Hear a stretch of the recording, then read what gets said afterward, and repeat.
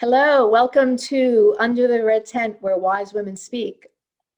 This is our episode on gratitude, and I'm Nene Chung, and I'm a holistic doctor working with lifestyle medicine and clinical nutrition with heart and soul healing. And this is my collaborative partner, Claire. Hi, everyone. I'm Claire Faithful, and I am founder of Be a Smart Woman, a social media platform that is all about inspiring and empowering women and bringing women together.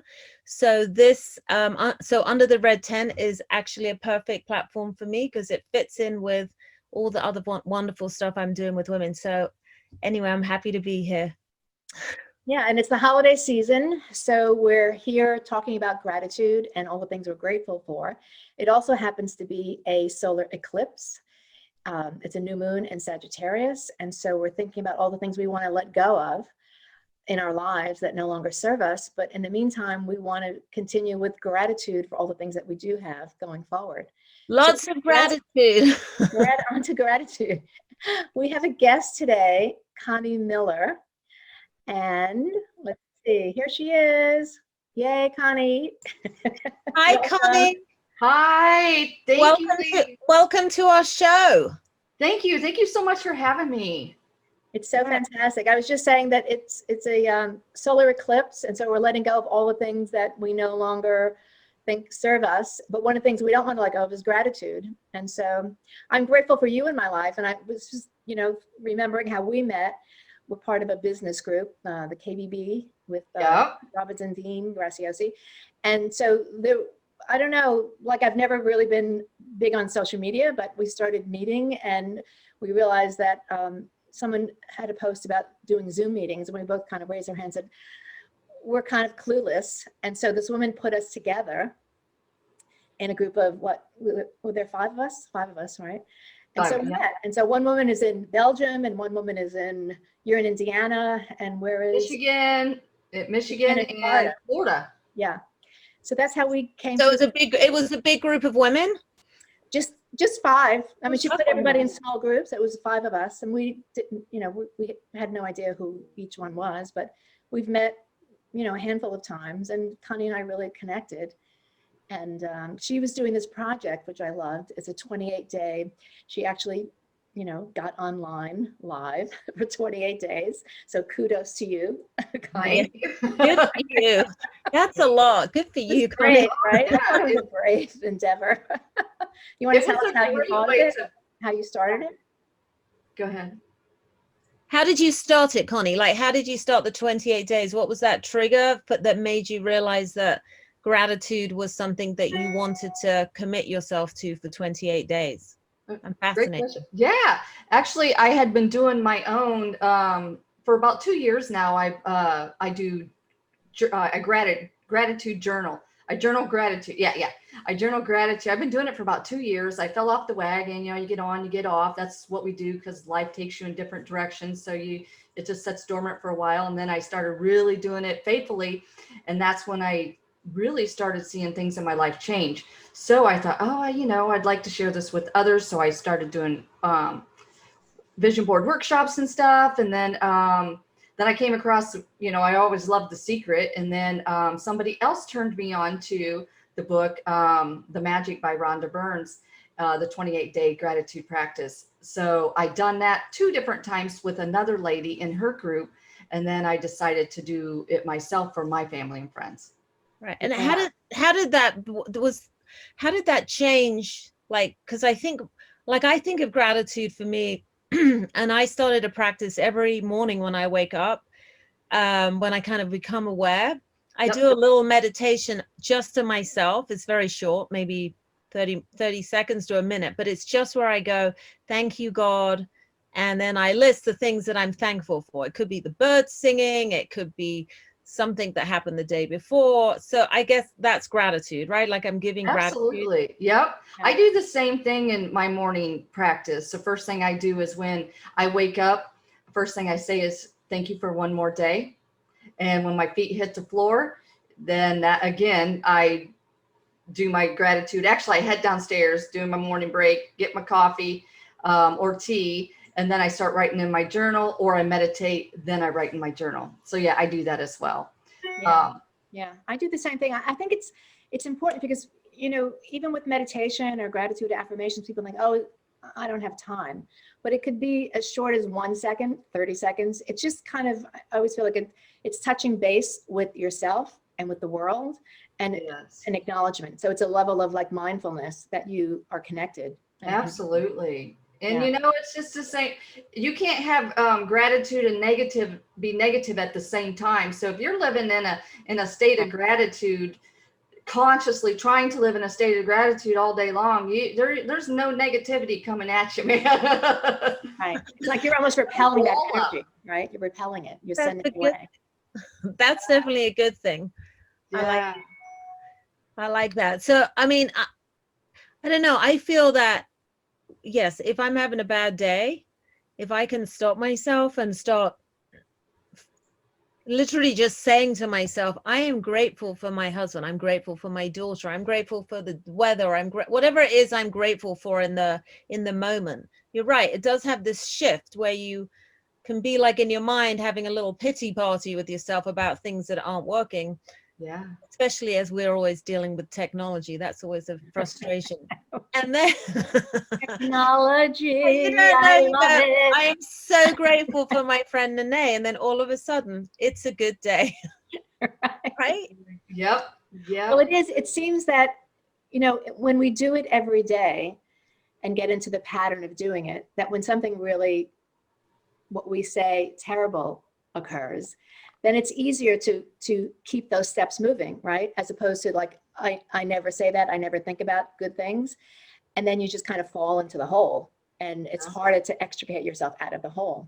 So if you're doing it a little bit in a mindful way every day, like, gee, the birds are singing. I mean, take the time to acknowledge that, right? Oh, gee, it's raining out. Instead of saying, I hate the rain.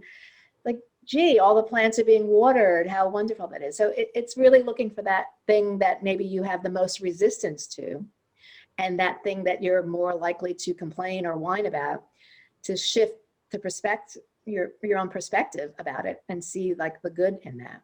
Right. Yes. So Connie, how did this challenge that you gave yourself affect you? Like, what were the positive outcomes that came? What did you learn from that? I'm fascinated. Oh, sure. Well, there's a couple things I learned from it. First and foremost that I learned from it is if you do something 21 days in a row, it really does start to create a habit you will do your gratitude every day. Not do just in my head, but I put it on paper as well. So there's one thing that it really fired up for me I'm on a roll so far. And show up, right? That yeah, was and the other thing is, right? it just warms my heart when I hear what it has done for others when they joined that 28-day practice with me. It's amazing.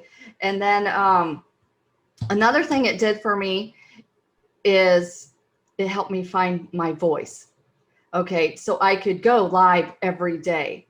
Because if you go looked at my first video, it was hi, hey, and now I just jump on and, I can just get going on it. Yeah. There's no thinking about it. And I don't have fear in front of the camera. I'll just jump on. You never know what's going to happen, but yeah, it helped me find my voice. Yeah. Just to take the jump, right? Yeah. Yeah. Yeah. Well, that's such a good idea. The fear paralyzes them, so you never take that first step. Absolutely. Yeah. I mean, I feel like that's such a good idea in the sense of 28 days going live. Let's face it. How many of us out there think about going live, thinking about doing it, but it is kind of scary, especially when you first start. Yeah. And then just to I thought it was scary. It is scary. I still think it's scary. But where the book helped me is I love gratitude. I love law of attraction. So it was easier for me to do, even though it was not my practice. I took Rhonda Byrne's practice and followed her 28-day practice with these family and friends who were sitting in this group, because I know they can sit there on the other end and be judging me while I'm finding my voice. Yeah, but it takes those steps. I mean, I think that's the thing for all of us. It's taking that step and going, oh my God, I feel like a complete like Looney Tune here because I have no idea what I'm doing, and are people really even going to watch me? That's always been my thing, is like, is anyone actually going to watch me, as I'm just going to be talking to myself? And when you do lives, you can't go back and fix anything. Right. Right? It's on. It's there. It's on. And there's, you know, so there's like my first couple practices. The first one I got off going, oh, this is awesome. I did it. And then the next day it's like, oh, I did a terrible job, but I did it. I did it. And then as the days kept coming on, I'm like, yeah, I'm getting pretty good at this. Now, let me ask you, were there any, because I'm thinking about how this applies to other women, you know, women that are fearful of showing up in life. I mean, and not even necessarily doing a live posting, but just in their lives showing up, or having all of these, you know, thoughts or feelings of paralysis where they can't even speak their mind or speak their truth because they're afraid of that reaction. So what came up for you in terms of any judgments or criticism, and how did that open up or change for you as you were doing this? It comes to, you just kind of let that shit go. I just let it go. I surrendered to it. Right. I don't, you know, what came up is I knew that they were probably judging me, you know, because I don't know. I just think that's what people do, because that's what they do. But when you're in a state of gratitude, and the ones that didn't participate in the group, I call them, they just sit back and they watch everything. I don't prejudge them, because I did the group prior to that, knowing, you know, with this other gal I was just not ready to do the whole practice. So I knew there was going to be those people. And I knew there were some people that do follow me on social media, and they join this practice because they just want to see what Connie's doing, you know, and whether they like me or not, I don't know, you know, I don't really care. I can't make it. I had to let that go along. Like caring. I mean, not that you don't care, but I do care, but critic. I can't worry about what other people are thinking of me, because I am a person all my life have wore my heart on my sleeve, you know, and worried about what other people think.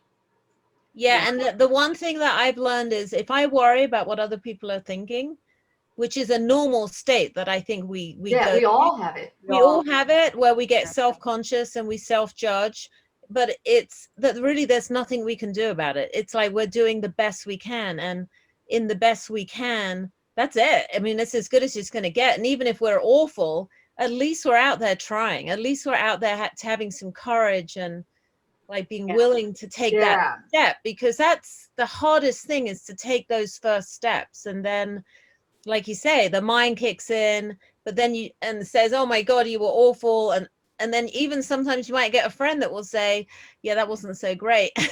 But you know what? You've still got to keep going. Like, just keep going. Yeah. I agree. You know, I passed a lot of those things over the last couple years. It all really began in 2017 when I made a huge leap and quit my job. Wow.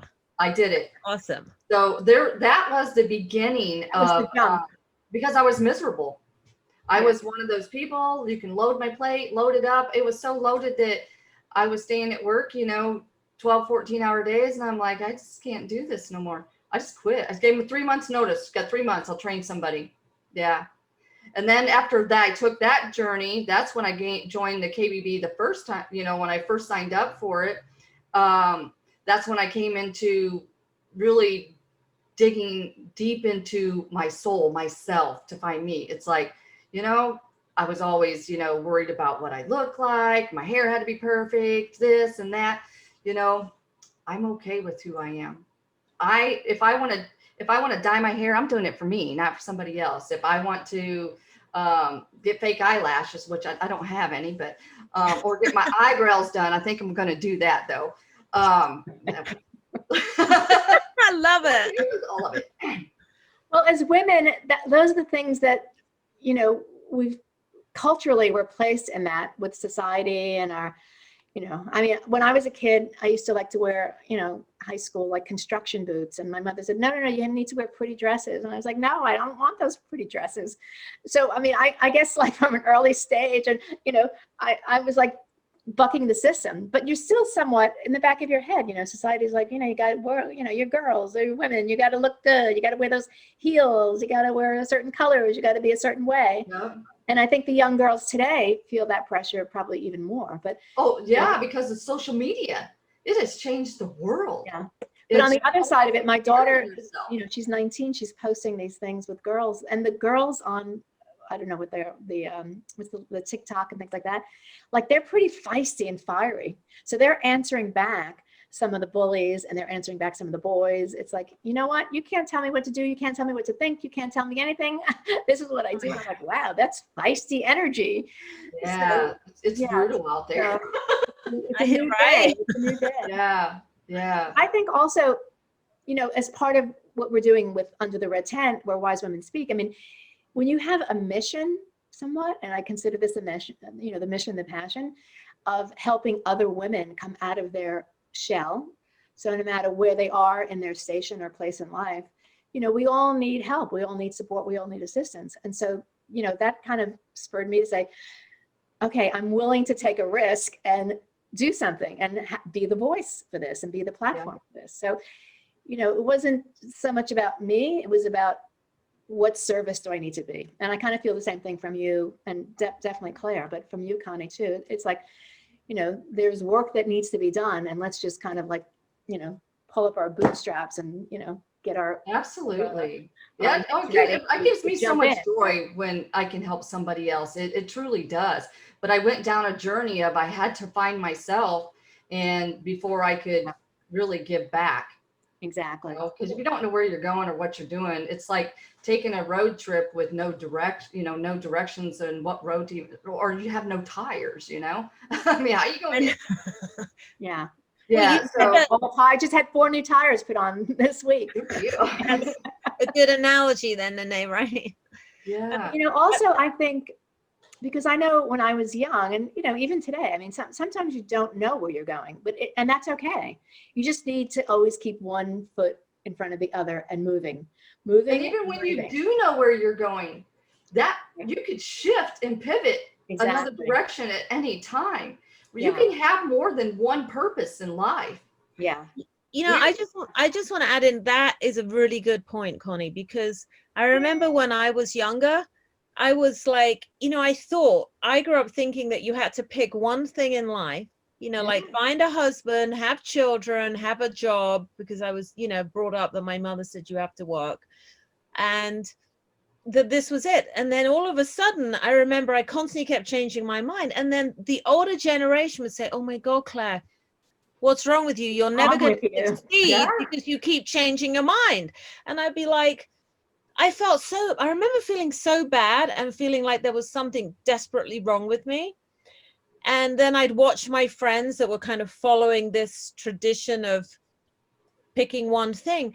But in the end, it was funny because everyone kept saying, oh, you need a mortgage. I went, what do I need a mortgage for? I can't even work out what I'm really meant to be doing right now.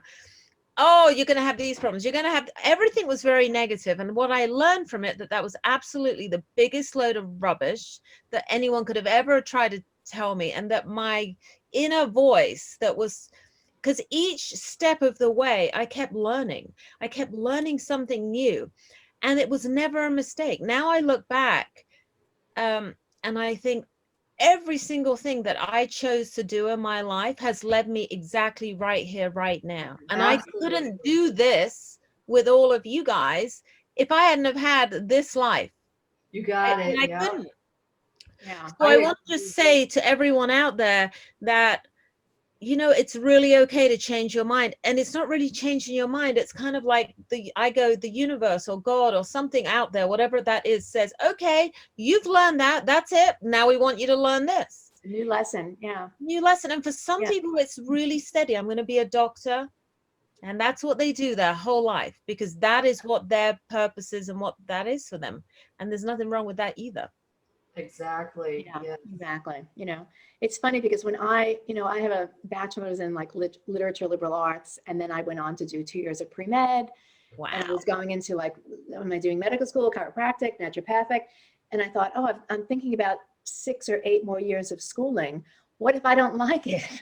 I really had this crisis, like, oh my God, I'm going into debt. I'm doing this. And I loved it at the time. And I had to have a conversation with myself to say, Nene, calm down. If you don't like it, you'll make a different decision.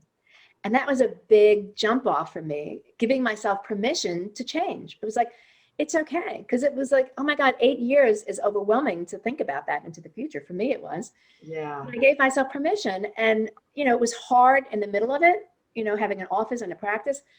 But this is the best thing that I've done. I was like, I need to do more. I need to be speaking. I need to be out in the public more. I don't want to be in an office anymore. And even though it was something I loved, it was still, I had to be the one to give myself permission, even though it's like, oh, you're still paying off student debt. You're still doing this. You're still doing that. But I think that's the new paradigm that we're all going through. And I'm really happy about that, right? I mean, girls growing up today, there's some limitation, but I think generally their minds are more open to possibilities of different things to do. Absolutely. Yeah, it's exciting. It's exciting times. It really is. Because I ask my girls all the time, because they're 26 and 29. It's like you can pivot and do something else at any time. You don't have to stay working in a factory for 30 years and retire. You don't have to stay, in an accounting position all your life and retire from that. Nah. No, that to me is like, personally, to me is a death sentence. To think that I would stick at one thing from the beginning of my life through the end, be like, oh no, there's so much out there in the world to discover, and so many. And I think now with the way social media is, and there's so much, there's so many ways we can communicate and meet people, and we're not limited anymore. I mean, literally the world is our oyster, really. Right. Yes. Like it's all out there. Absolutely. And we all have been given a special gift, and none of us, we might all be a part of one, but we all been given a special gift to give back to the world. And Exactly. we might have the same, but it's different. You know what I mean? Yeah. And we've learned that too. I mean, and the thing is, if you just think about it, like we're all biologically different in our own way. I mean, they can never be two. One of you, one of me, and one of you. Yeah. So even if you're talking about the same, there might be 1 million people talking about gratitude. There might be 1 million women's groups, but there won't be this 3 combination of us at this time talking exactly the way we're speaking right now. And the people that we magnetize to us want to hear it from us. So it doesn't mean that it's good, bad, or ugly, or indifferent.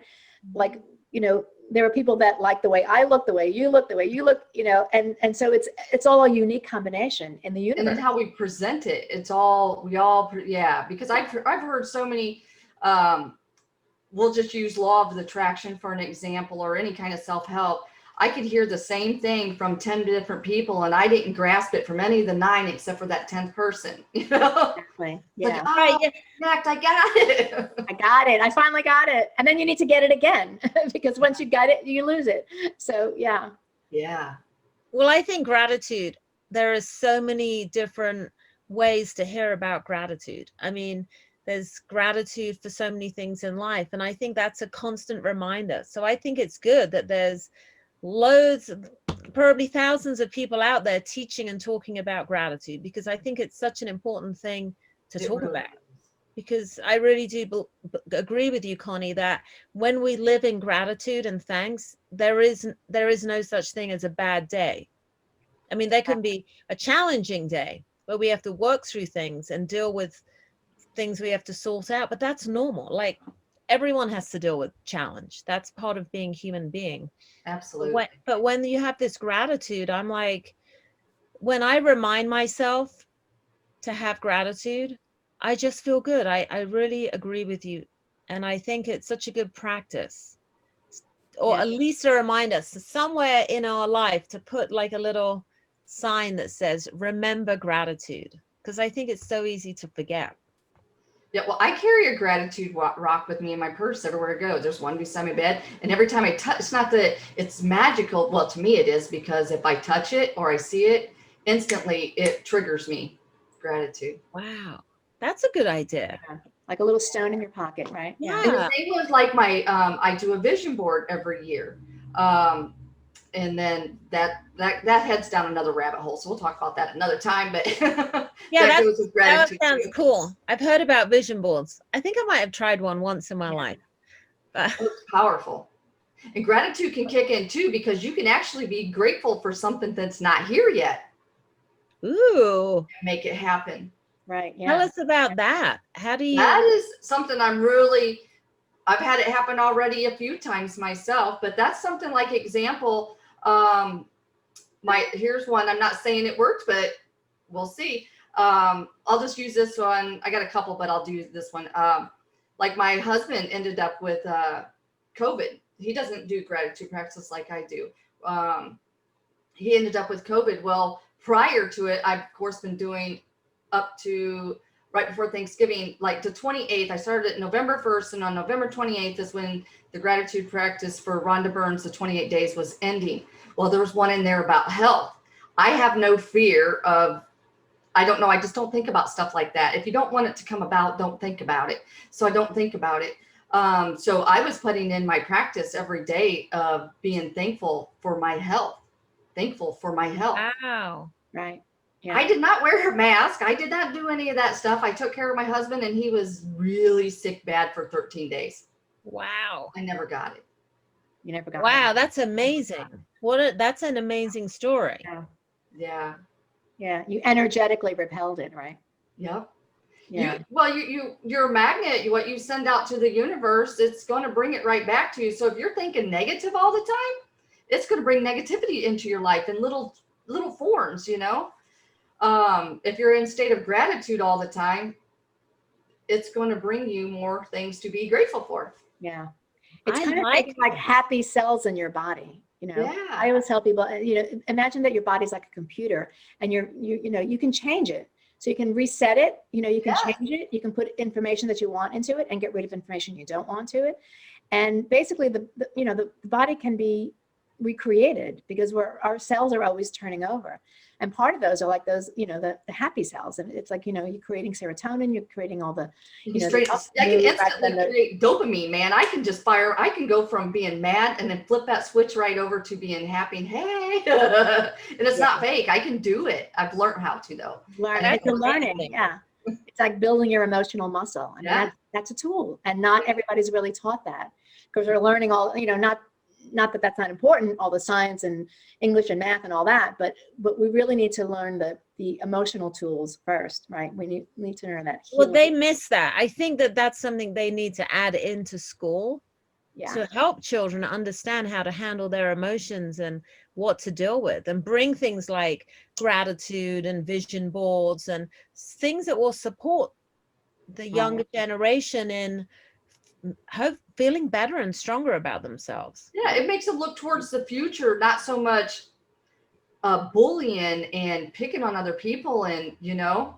Right. Yeah. I think you're correct, Claire. That could change a lot of things in the schools if they would bring things like that in. It's a simple. I mean, honestly, this conversation about gratitude appears like it's a simple word, but I think it can have such huge connotations in the world, like that ripple effect, where because if it just keeps spreading and we share it more and more and more, and just to tap in a little bit, where you just even once a day you take a moment and just say, I am grateful for, and name the things, the most basic, you know, like it could be the most basic things, but just to start there. I mean, that's what I've been doing. Somebody told me about gratitude.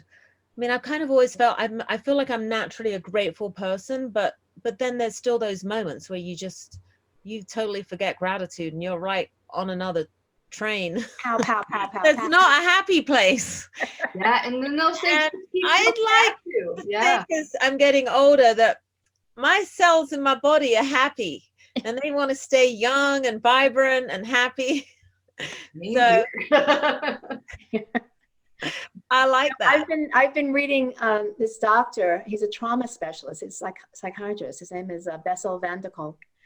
And it's interesting for a psychiatrist. He says, you know, the methods have it wrong. I mean, their methods of drug is that's not, you know, they talk about mindfulness and meditation and acupuncture and yoga and, you know, all the kind of holistic remedies. He said that's what is needed for trauma to get people happy and to get them out of that kind of depressed state. So, the same thing. It's all of that is the conversation it's been around for a while, but now I think people are really willing to embrace it, especially with this pandemic where everyone's, there's, epidemic cases of children with, depression and adults with depression and alcoholism. And, some people are sinking and some people are really rising. I mean, I feel like this has been, a sad year in many ways, but it's also been like an elevating year. I mean, I've met great people, new projects going on, but the voice, I think, with the people that getting happier are being in service, having this mission statement,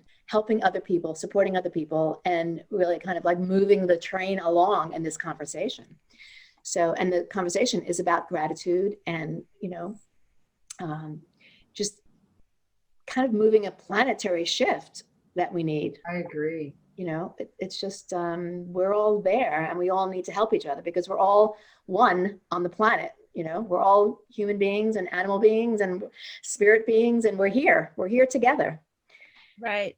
Yeah. And I think that if we can hold that and share that, then, I feel like our world is moving into a place where we're almost being pushed into finding that grateful place. Because I feel that if we're living in negativity in our mind, then we are going to keep attracting that to us. And once we realize that it's a choice, we are a choice. We don't have to have miserable lives. That's the bit that I always I've struggled with, but I've seen it in my own life. Truth, when I'm in that happy place, it's amazing what gets attracted to me. But when I'm in the negative place, it's like, be careful when you're driving, Claire, because you're in a bad mood right now. Be really vigilant, because that's the kind of thing, all of a sudden you have a car accident, I don't know, silly things happen. So your mind kind of leaves. Instead of being mindful about what you're doing, it just goes someplace else, and that's when the crash happens, right? Yeah, we've all had stories of that, like, oh, I wasn't paying attention and I fell. Yeah, you weren't paying attention and you fell, right? So anyway, we're getting to the end of our show, Connie, and I was wondering, Connie, if there's something you could leave us with, some message about gratitude that we can take with us, maybe a practice or just something to like a little homework or just something to think about before we wrap it up. Let me see. Trying to think here, the best thing I could do. Kind of brain dead at the moment on coming up with something like that. The only thing I would say on gratitude is for the people that don't really, and I've had this happen with people a lot. They're like, I don't really, when they get their, I really think it's great if you could write anywhere from 1 to 3 things, whether it's in the morning, throughout the day, or in the evening, whatever it is, in a book or whatever, 3 things that you're grateful for. And if you cannot, many people go, Connie, I don't really know what to write, what I'm grateful for. I mean, people really have this problem. I had the problem once. I'm sitting there going, oh my God, because we make it so hard sometimes. And you could just look at anything, a pen. I am so grateful for this pen, and the reason for it is because it allowed me to write a love note to my husband, or to write my gratitude in. So I think if you could just keep it simple. Write one thing a day you're grateful for, you will start seeing magic appear in your life. That's awesome. Thank you so much, Connie, for coming on our wonderful show today. Ladies, thank you so much for having me. I would love to come back again and we could talk about vision board. We'll do a vision board. Yes. Yeah. Yes, I got it all beginning in January, the vision board workshops. I'm going virtual. I have to. Yeah. Anyway, so we're going to wrap it up now. And so everyone, next week is the winter solstice, December 21st. And it's the time to meditate and put your thoughts, your affirmations, and start the light showing up in the world, because that's what happens. It's the shortest day of the year, and then all of a sudden the light starts emerging, and we're moving into the new 2021 cycle, the true age of Aquarius. Yay. Here we go. We're excited for it too. Yay! Alrighty, ladies, thank you so much for having me. Thank you so much, Connie. Thank you. Bye-bye. Bye. Bye. See you later, everyone.